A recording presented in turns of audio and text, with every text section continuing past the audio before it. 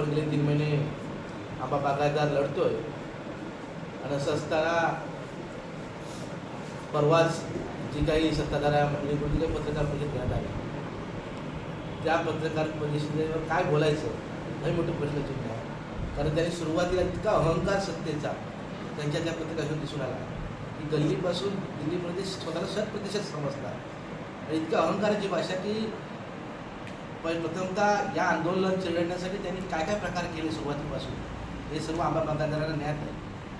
हे आंदोलन होता कामा नये याचे विशिष्ट कुठची त्यांनी बाजू सोडली नाही. शेतकऱ्यांमध्ये संभ्रम निर्माण करण्याचं काम केलं. आणि असं असताना मला खरोखरच खंत वाटते की माजी आमदार अजित बोगटे साहेबांची की तुम्ही इतके हतबल झालात का. कारण या मतदारसंघाचा इतिहास आहे आणि सुदैवाने मी एका पक्षाचा पदाधिकारी आहे गणेश असेल पण काकाही RSS आणि RSS काँग्रेस आम्ही कट्टर वेगळ्या विचारांची माणसं आहोत. पण तरीसुद्धा या संघटनेत कोणतेही राजकारण होता कामा नये याची खबरदारी आम्ही प्रत्येकाने त्यावेळी घेतलेली आहे. आणि असं असताना आम्ही कधीच काकांचा शब्द आल्यानंतर काका आम्हाला प्रत्येक व्यवहार राजकारण होऊ देऊ नका आणि तो काकाचा शब्द आम्ही प्रत्येक त्या ठिकाणी पाळलेला आहे.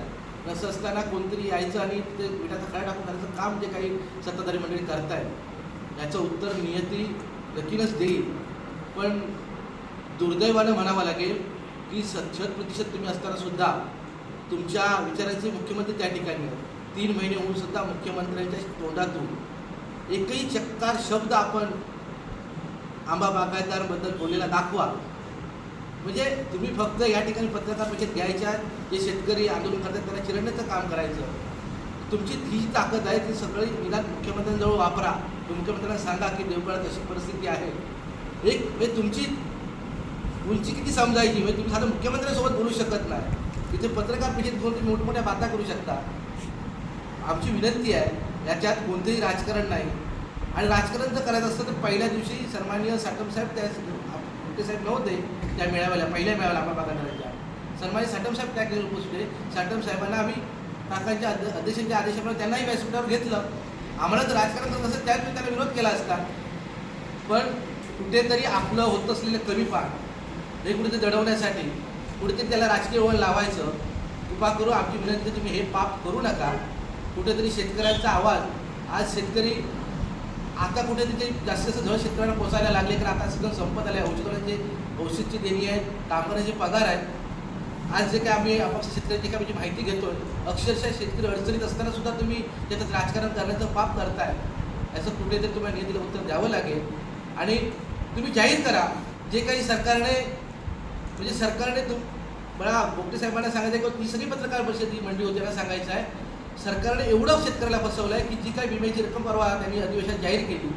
गेल्या वर्षी आमच्या सर्कलला मला स्वतःला गेल्या वर्षी एकतरी 70,000 रुपये नुकसान भरपाई मिळाली गेल्या वर्षी आणि यावर्षी कदाचित निकष बघितले वातावरण बघितलं तर 100% विमा त्या ठिकाणी मिळायला पाहिजे होता आणि मिळेल अशी परिस्थिती आहे. पण सरकारने तेही बंद करून टाकले 42,000 रुपयावर ते आणून ठेवलेलं आहे. म्हणजे यंदाही शेतकऱ्याचं नुकसान म्हणजे अशा गोष्टी समोर असताना तुम्ही त्या मुख्यमंत्री माझ्याशी बोला की निदान विमा तरी त्या शेतकऱ्यांना 100% द्या. असं न करता तुम्ही त्याला राजकीय वळण लावताय. म्हणजे अक्षरशः तुमची तिथे मुख्यमंत्र्यांनी आम्ही मागच्या पत्राविषयी बोललो की मुख्यमंत्री माझ्या माहितीप्रमाणे मुख्यमंत्र्यांनी कोकण हे नकाशावरून काढून टाकलेला आहे आणि तोच आज पुन्हा त्याची पुनरावृत्ती परवा ज्या मुंबईत जो मोर्चा झाला मुंबई लढण्यासाठी की मुंबई निर्माण करण्यासाठी कोकणचं खूप मोठं योगदान आहे. कोकणच्या लोकांनी तिथे रक्त दिलं आहे. त्या रक्त सांडलेल्या भूमीत कोकणचं MH7 दिसाच्या कोकणी माणूस दिसल्यानंतर जे काही धरपकड करत होते तो खरोखरच अक्षरशः वाईट वाटलं की आपण महाराष्ट्रात जातोय की कुठेतरी दुसऱ्या राज्यात गेलो. कारण इतके मी प्रवास करतोय मुंबईत गेल्यानंतर वेगळं आपली माणसं आपली मुंबई वाटते. पण परवाच्या आंदोलनात बघितल्यानंतर कुठेतरी आम्ही परदेशात गेलो होतो की काय अशी अवस्था त्या ठिकाणी होती. पण त्याबद्दल हे चक्कर शब्द बोलायला तयार नाही आहे. तुम्ही गृहमंत्र्यांनी एवढं तरी सांगितलं पाहिजे होतं की आपली लोकं कोकणातली येत आहेत तिथे त्यांचा मान सन्मान ठेवून त्यांना काहीतरी लोकशाही मार्गाने आंदोलन करू द्या. एवढं जरी केलं असतं तरी शेतकरी तुमचे आभार मानले असते. पण त्याच्याने तुम्ही अपयशी ठरलात. त्याबद्दल तुम्ही आता शेतकऱ्यांच्या बाजूने या नाहीतर येणारा काळ येणारी परिस्थिती आणि याला शेतकरी त्यावेळी उत्तर तुम्हाला योग्य देईल. एवढंच आहे.